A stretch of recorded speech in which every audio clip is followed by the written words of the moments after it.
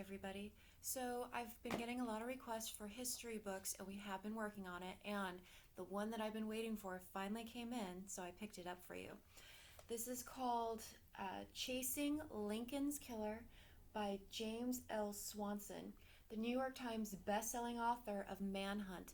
Now, this book was so popular with adults, it sold millions of copies nationwide. It was actually on a lot of lists. So what they did for our history fans who are younger is they took out a lot of the gore and just gave you the thrill ride. Now, what's interesting about this type of history book, which is why I was so excited to get it is actually written as a story. It's not just facts.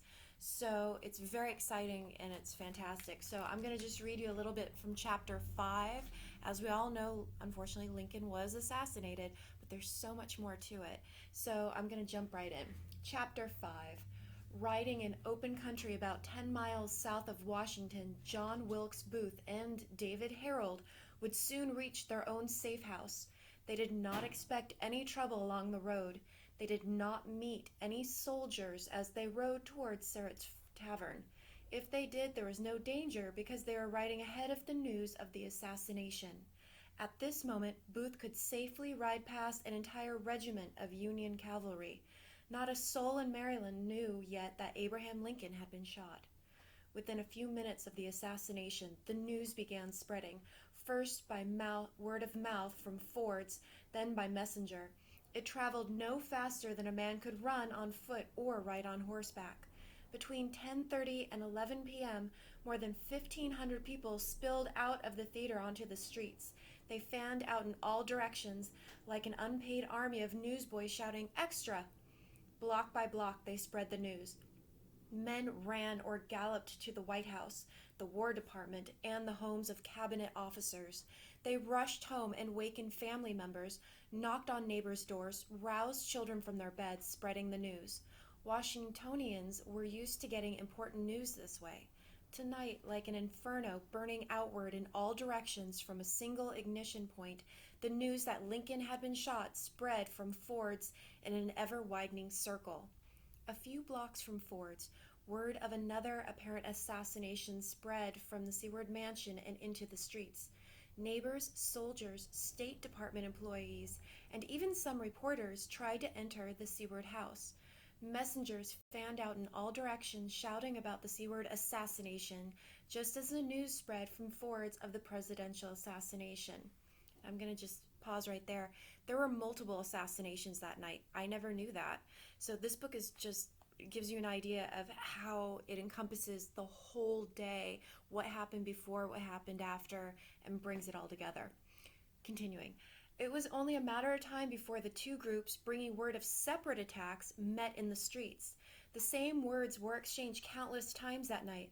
"No, I tell you, it was Lincoln who was assassinated." "Impossible, it was Seward. I just came from his house." "And I just came from Ford's. It was Lincoln." "It was Seward." Then the terrible truth emerged. It was both.